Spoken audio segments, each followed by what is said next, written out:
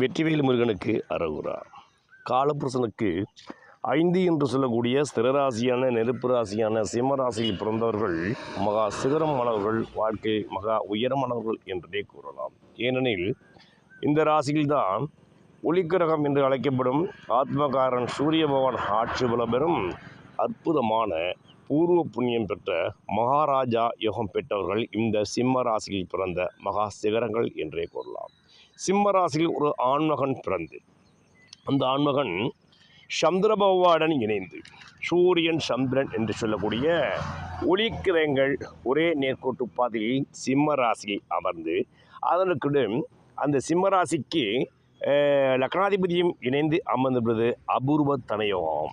இவற்றை குரு பகவான் பார்த்திருப்பது விசேஷ தனயோகம். இப்படிப்பட்ட சிம்ம ராசியில் பிறந்து அமாவாசை யோகத்தில் பிறந்து அந்த அமாவாசை யோகத்தில் சூரியன் சந்திரனை குரு பகவான் பார்த்திருப்பது பல ஆயிரம் ஜாதங்களை ஆராய்ந்து பார்த்தா சிலருக்கு மட்டுமே இப்படிப்பட்ட அமைப்பு அமையும். இவர் மகம் 1ஆம் பாகம் பிறந்திருப்பது விசேஷ தனயோகத்தில் நாடாளும் ராஜயோகத்தையும் தரும். இப்படிப்பட்டவருக்கு இந்த ராகு பகவான் என்று சொல்லக்கூடிய இக்கலியுலக நாயகனாய் வீட்டிற்கும் கலியுகத்தை ஆட்சி செய்யும் கரும்பாம்பு கேந்திரம் ஏற வேண்டும். அதாவது சிம்மத்திற்கு 4ஆம் இடமான விருச்சிகமோ 7ஆம் இடமான கும்பமோ 10ஆம் இடமான ரிதமோ அமைந்திருப்பது அதீத தனயோகமாய் இப்படி அமர்ந்திருந்த ராகுவுக்கு பாக்கியம் என்று சொல்லக்கூடிய 9ஆம் வீட்டில் சனீஸ்வரமா இருப்பது நிதர்சனமான ராஜயோகமாகும். சனிக்கு 5 ராகுவுக்கு 9 சனி என்ற விதியின்படி இருந்தால் இவர் ராஜயோகங்களின் இந்த ராகு திசை சனி திசையில் இந்த ஜாதக அனுபவித்தே தீருவார். இது நிதர்சனமான உண்மை. இப்படிப்பட்ட இவர் பிறந்த அமாவாசை சதுர்த்தசி திதியோ அமாவாசை திதியே பிறந்திருந்தால் இவர் நாடாளும் மன்னராய் இருப்பார். இப்படிப்பட்டவர் வாழ்க்கையில் தன்னுடைய நண்பராகவோ தொழில் பங்குதாரராகவோ அல்லது மனைவியாகவோ இருப்பவரை பௌர்ணமி திதி என்று சொல்லக்கூடிய ஒளியின் திதியான வெண்ணிலவை போல் செயல்படும் வாழ்க்கையில் மிகவும் ஸ்ட்ரைட்டாக வாழ்க்கையை அதி உச்சமாக சிரமமில்லாமல் அடையக்கூடியவர்கள் இந்த பௌர்ணமி யோகத்தில் பிறந்த மகா பாக்கிய யோகம் பெற்றவர்கள் என்றே கூறலாம். இது சிம்மராசியில் பிறந்து அமாவாசை யோகத்தில் பிறந்தவர்கள் வாழ்க்கையில் அமானுஷ்யமான ஆற்றலை இவர்கள் மத்திய வயதில் தான் பெற முடியும். ஆனால் இந்த பௌர்ணமி யோகத்தில் பிறந்தவர்கள் 20 வயதுக்குள்ளேயே இவர்களுக்கு இலகுவான வாழ்க்கை அமைந்துவிடும். இது நிதர்சனமான உண்மை. இப்படிப்பட்ட வெண்ணிலவை போன்ற இந்த பௌர்ணமி யோகத்தில் பிறந்த பெண்களை இவர்கள் மணமுடித்தால் இவர்கள் வாழ்க்கை மிகவும் தாராளமாய் ராஜவசியம் மிக்கதாக நாட்டை ஆளும் மன்னராக மன்னாதி மன்னராக ஜொலிக்கும் மகா பாக்கியோகம் பெற்றவர்களாக இருப்பார்கள் இந்த இரு தம்பதிகளும். ஏனெனில் இந்த சிம்மராசியில் பிறந்து அமாவாசை யோகத்தில் பிறந்தவர்கள் 50 வயதுக்கு பிறகு இப்பூமியில் அரசாலும் மகாராஜ யோகம் பெற்றவர்கள் வந்து விடுவார்கள். அவர்களுக்கு லக்னாதிபதியோ அல்லது நல்ல திசையோ நடக்கும் பொழுது குருபாவான அனுக்கிரகம் இருந்தால் இப்பிரபஞ்சத்தில் இவர்கள் நாட்டையாலும் மகா மன்னராயிருப்பார்கள். இவர்களுக்கு இந்த சரராசிகளான மேஷராசி, கடகராசி, துலாம் ராசி, மகர ராசி என்ற இடங்களில் பானுமைந்தன் சனீஸ்வர பகவானும் குரு பகவான் இருப்பது அதீத தனயோகத்தையும் அமைச்சராக யோகத்தையும் தந்தே தரும்.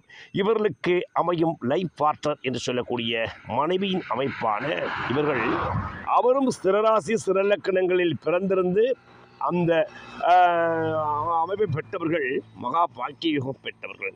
இப்படிப்பட்டவர்கள் பௌர்ணமி யோகத்தில் பிறந்து இந்த மணப்பெண்ணை இந்த சிம்மத்தில் பிறந்த ஆண்மகன் இணைத்தார். இவர்கள் வாழ்க்கை வற்றாத நீரூற்றை போல வளர்ச்சியை பெற்று ஒவ்வொரு நாளும் வாழ்க்கை மகா செழிப்பாகவும் மகா நீர்ப்பாய்ச்சலான தோட்டத்தை போல்கின்ற இப்பூமியில் மகா மன்னராய் வந்தே தீருவார்கள். ஏனெனில் இது அமாவாசை திதியில் பிறந்தவர்கள் சதுர்தசி திதியில் பிறந்தவருக்கு சிவனும் சூரிய பகவானும் இணைந்ததினால் சிவசக்தி யோகத்தினால் இவர்கள் கதை, கட்டுரை, காவியம், பேச்சாற்றல், எழுத்தாற்றல் பெற்று மக்கள் மத்தியில் செல்வாக்கு பெற்றவர்களால் உலகமறிந்த புகழ்பெற்ற மகா மனிதராய் வந்துவிடுவார். இந்த பௌர்ணமி யோகத்தில் பிறந்தவர்கள் இணையும் பொழுது இன்னும் இவருடைய பவர் 1000 வாட்ஸ் இருந்த ஒளியின் விளக்கானது இது 10,000 வாட்ஸ் என்று சொல்லக்கூடிய அளவுக்கு இவர்கள் மின்னக்கூடிய மகா ஜொலிக்கக்கூடிய மகா மன்னராய் வந்து விடுவார்கள். பிரியமானவர்களே, அவசியம் இப்படிப்பட்ட அமைப்பை பெற்ற ஆண் பெண்கள் இவர்கள் வாழ்க்கையில்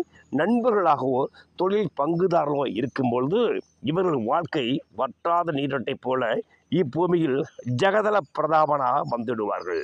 இருவருமே இந்த பௌர்ணமி திதியானது இவர்களை வாழ்க்கையில் செழிப்பை நோக்கி செல்லக்கூடிய காலத்தை குறிக்கும் காலமாகவும் அமைந்துவிடும். இவர்கள் வாழ்கின்ற வாழ்க்கை இலகுவானதாக கஷ்டமில்லாமல் ஜீவனம் பண்ணக்கூடியவராகவும் பதவி யோகத்தையும் பணக்கார யோகத்தையும் அரசியல் அமைப்பான ராஜயோகத்தை வெகு இலகுவாக பெற்று இந்த பௌர்ணமி யோகத்துக்காரர்கள் வாழின் அதி உச்சத்தை அடைந்து விடுவார்கள். இது நிரசனமான உண்மை.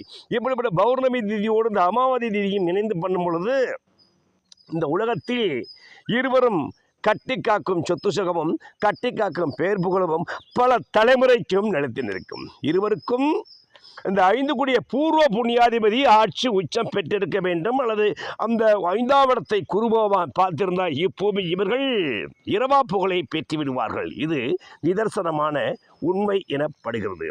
இப்படிப்பட்டவர்களுக்கு வாழ்கின்ற நாட்களில் புஷ்கர நவாம்சம் பெற்ற, அதாவது புஷ்கரம் என்று சொல்லக்கூடிய அந்த புஷ்கர நவாம்சம் பெற்ற கிரகங்களின் திசை நடந்தால் இவர்கள் மன்னாதி மன்னராக, மக்கள் போற்றும் மன்னராக, என்றும் தென்னராக உலகளங்கில் விட புகழ் மிகப்பெரியதாக அமைந்துவிடும். இருவருக்குள் ஒருவருடைய லக்கண புள்ளி லக்கணமானது புஷ்கர நவாம்சம் பெற்றிருந்தால் இவர் இரவா புகழை பெற்று உலக புகழ் பெற்று உத்தமராக மன்னராக தான் செய்கின்ற தொழிலில் பேரும் புகழும் பெற்று உலகறிந்த மாமனிதராக வாழ்ந்து இரவா புகழை பெற்று அன்றும் இன்றும் என்றும் மகா பாக்கிய யோகத்தை பெற்று மன்னாதி மன்னராக ஜொலிக்கும் மகா பாக்கிய யோகம் பெற்றவர்கள் இந்த சிம்மராசி பிறந்த ஆண்மகனும் இந்த சிறராசிகளில் பிறந்த பெண்மகளும் இணையும் போது இவர்கள் வாழ்க்கை மகா சிறப்பாக அமையும் என்பது நிதர்சனமான உண்மை.